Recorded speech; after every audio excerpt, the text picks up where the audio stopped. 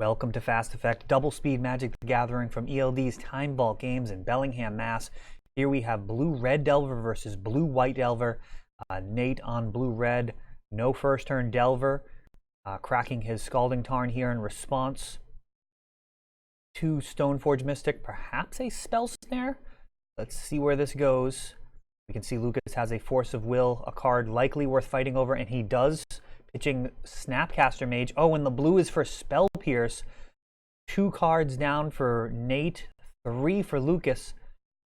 Really high value cards there. And now Wastelanding Lucas's Wasteland. Volcanic Island coming back down and casting Ponder. Perhaps indicating that Nate only has a singleton land in hand.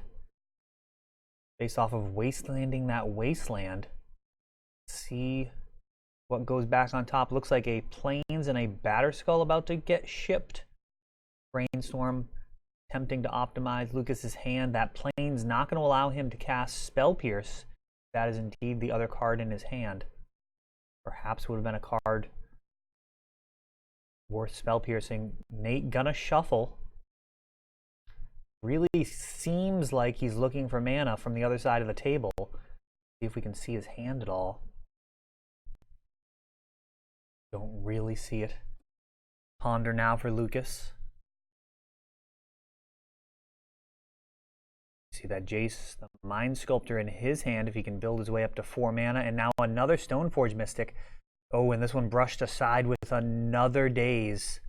That same Volcanic coming down, and now Terramander, which threatens to grow very large, very fast.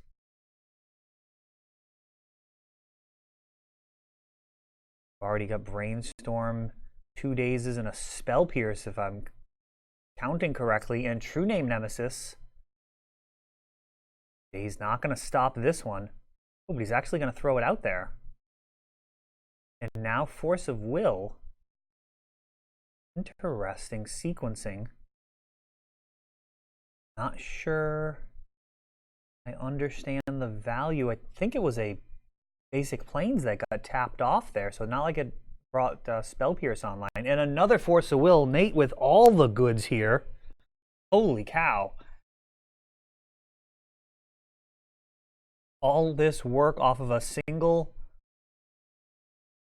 Volcanic Island, and now evolving, making a 5/5. This Delver of Secrets going to be hard-pressed to win any type of race here. Another 5 coming in. Now Lucas is at least on Blue-White, giving him access to Swords to Plowshares, a card that can actually clear a 5/5 out of there. Batterskull. And a Lightning Bolt coming down, combining with the 5 damage coming up from his attack step. Lucas packing it in. No real way to bluff there. 5 damage going to have to come in one way or the other, even if you have a card like Swords to Plowshares. So there we go. Game 1 to Nate doing a ton of work off of that singleton Volcanic Island, and we see why he used his Wasteland on Lucas's opposing Wasteland. Had nothing but the goods for the rest of the cards in hand. Force of Willing and countering with Daze and Spell Pierce. Really everything meaningful that Lucas did. The White Splash gained in popularity for a little while. Stoneforge Mystic, really, I think the main allure, though Swords to Plowshares also very, very solid.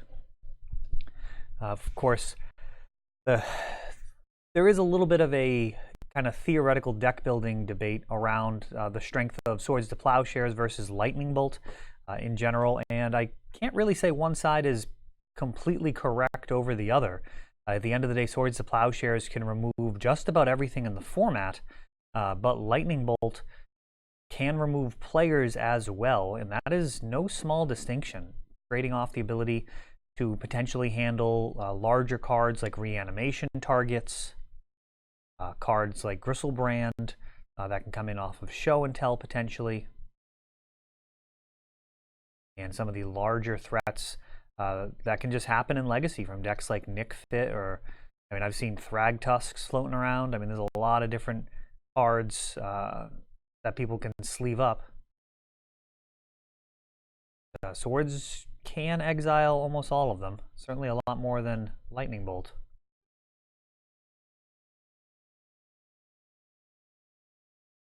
See which build ends up being more efficient.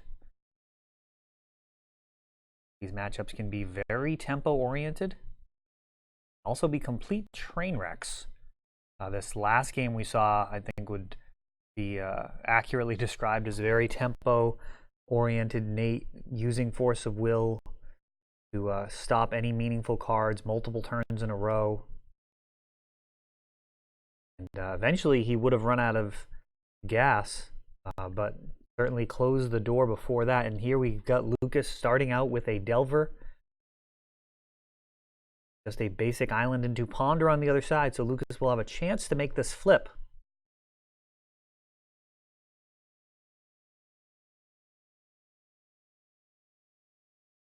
Ponder, and it keeps. Lucas no card drawing setup, so just going to be able coming in for one. Flooded Strand, sacrifice, getting a basic Plains. And Aethersworn Canonist. A very interesting card, making both players' counters very, very strong. Counterspells have essentially going to be a hard counter with a Aethersworn Canonist in play. Nate choosing to daze it, replay his basic island, and now another Ponder. So Lucas really hoping for a flip here. Canonist may be brought in largely because it's a body. It'd be interesting to hear the thoughts of any blue-white Delver players out there in this type of matchup. If it's more of a consideration of threat density, synergy with equipment, or if that effect is actually truly desirable. Storm here from Lucas.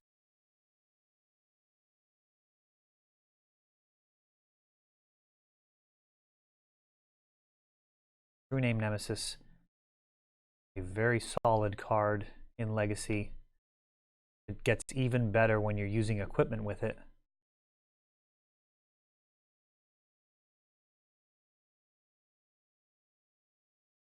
If he's got one floating around in his hand, we will see. First mountain of the match for Nate. And passing, so a couple of basics. Council's Judgment flips that Insectile Aberration, and now Lightning Bolt, attempting to clear him out of the way, and it does so. True Name, Force Pitching Ponder.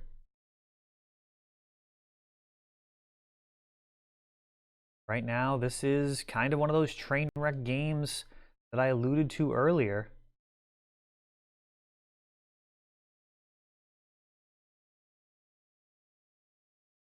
Aramander could actually start to wrap this up pretty quickly.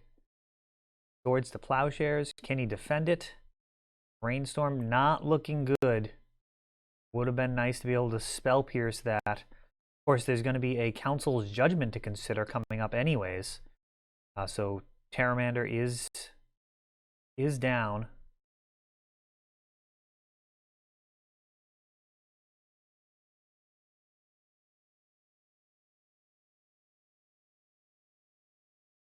Ooh, Palace Jailer. A no value Palace Jailer. But it will start the Monarch card drawing here. Oh, and what a champion. Nate actually going to use that Monarch token, keeping the board state clear. And jumping the gun a little bit. He's got to let the end step trigger happen, and Forked Bolt. Lucas still the Monarch, though, until a creature sticks. I do know that Council's Judgment's on the other side, so even a true name nemesis, not going to be able to stick around. Young Pyromancer would be fantastic here. Delver of Secrets for Lucas, and this is heavily favoring him. Brainstorm is drawing off of the Monarch trigger.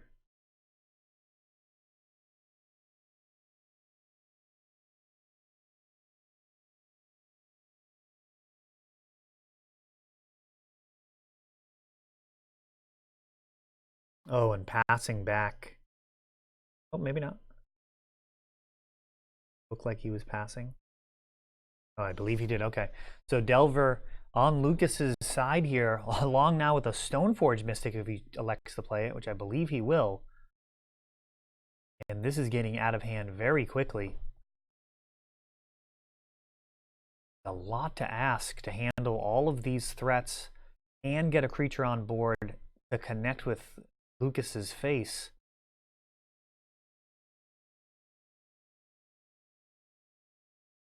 Choosing to remove the Stoneforge, considering it the bigger threat.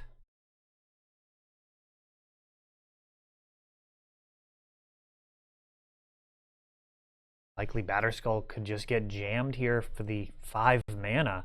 So far ahead. Really just got to keep the pressure on board as long as he can keep connecting with Nate, ensuring that he'll be the Monarch. He will just drown him in card advantage. And there's the Batterskull Germ token, remembered.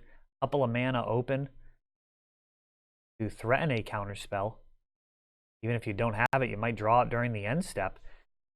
Ponder here for Nate and just digging, trying to find a way out. This is absolutely brutal.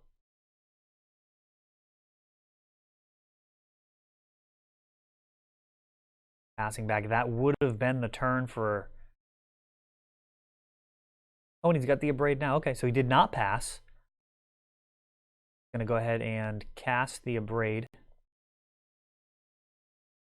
Going to say that is the absolute time that had to come down. Otherwise, Lucas would have the mana available to return that Batterskull to hand. Getting just a fistful of cards here. Wastelanding Volcanic.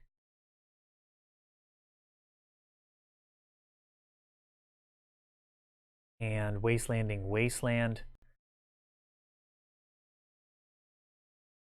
Snapcaster in response to the Wasteland activation.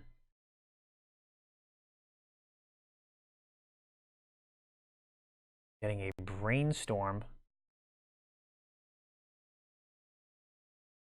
And now the fetch land being sacrificed in response to that Wasteland. So Lucas not even willing to give up a little bit of value there off of that sacrificed fetch land. Could have just sacrificed in response and kept his mana up. Nope, not going to waste a good shuffle effect when you can. And now Flusterstorm being revealed. Buy a box promo from Modern Horizons. That card's actually in Modern right now. Pyroblast on True Name Nemesis only works while it's on the stack. And Lucas has a decision here. We've got Spell Pierce. Flusterstorm for 3. Flusterstorm back. And this is going to be super complicated. There's a Spell Pierce available as well. Lucas is going to be able to pay for some of these copies.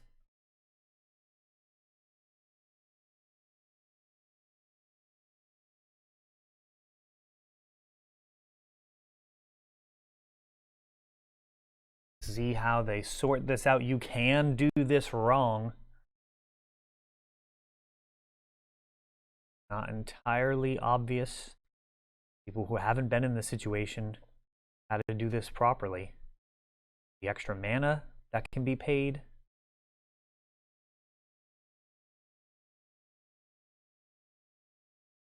I think copies resolve.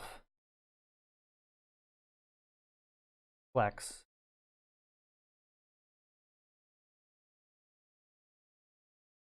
Know that there's a Spell Pierce that can finish this up at the end anyways.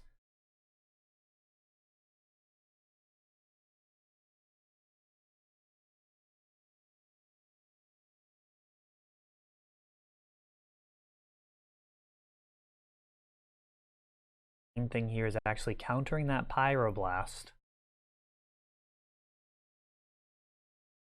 Spell Pierce can actually do that.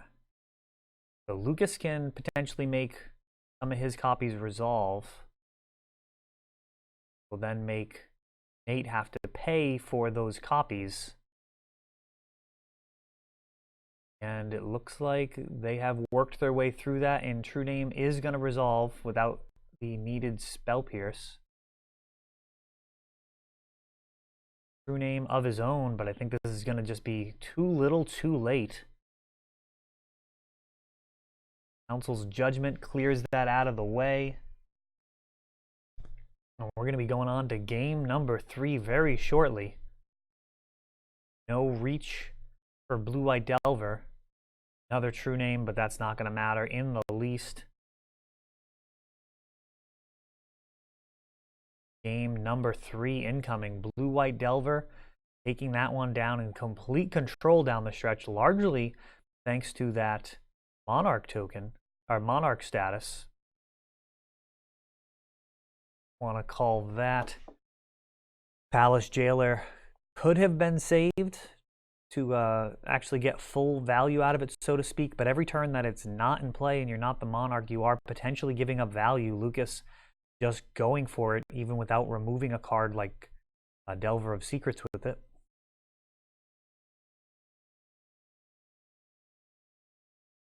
Hopefully we'll have time here for game number 3. Delver deck's not usually known for going to time, but that match was a slobber knocker. There's bombs being dropped. And True Name, a very scary card once it starts picking up equipment. Once it's holding a card like Batterskull, it can beat a lot of decks. I mean, you can just get really, really out of range of so many strategies when you're gaining that much life and have that much continual life gain. Pretty brutal. All right, Nate going to be on the play. This is with the Vancouver Mulligan still, prior to the Core Set 2020 release.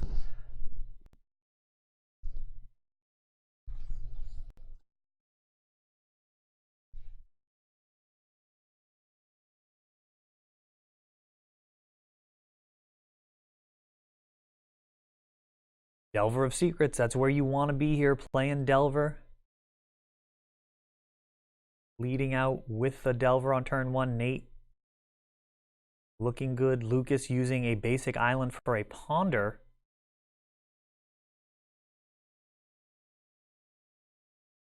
No flip here on the Delver. Not totally ideal. Wasteland coming down. Both of these decks with enough basics that Wasteland hasn't been hugely impactful. And a Ponder here for Nate. This Aethersworn Canonist is going to cut down on the number of cantrips that Blue-Red Delver can play. Will make Paramander a much slower to evolve card, potentially. Also really lowers the shields when you fire off a cantrip, allowing Lucas to really pinpoint his removal without fear of countering back. Of course, that does kind of go both ways.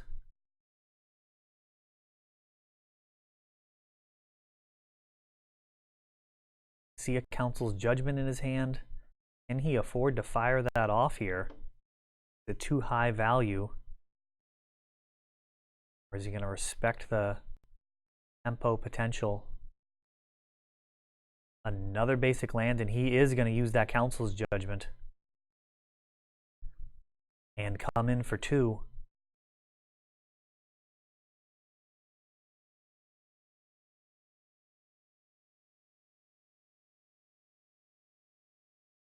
Paramander Just one sorcery in the graveyard so far. 2 damage coming in. And True Name Nemesis now. That gets a Force of Will. Lucas, no option to force back even if he had one, thanks to his own Aethersworn Canonist. He had another Council's Judgment in his hand. Charmander chipping in. A mana base of really 5 non-targets. And now a Palace Jailer Brainstorm for Nate, but that is not going to get the job done. He will not be able to counter back thanks to the Canonist. And this is going to be a super high value play. Palace Jailer removing this Charmander. And looks like just a bare beatdown. 2 power at a time is fine. Don't necessarily need Batterskull or evolved Terramanders or anything of the sort. Let's just chip away here.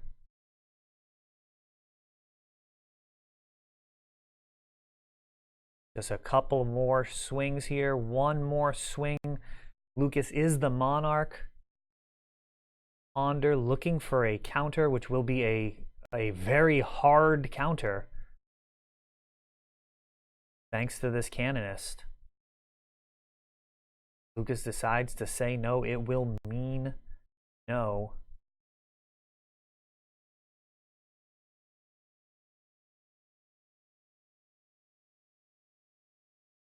Double Wasteland and showing a hand with some red cards in it, unable to be used off of that basic island. And Blue-White Delver taking it down over Blue-Red. Thanks for watching.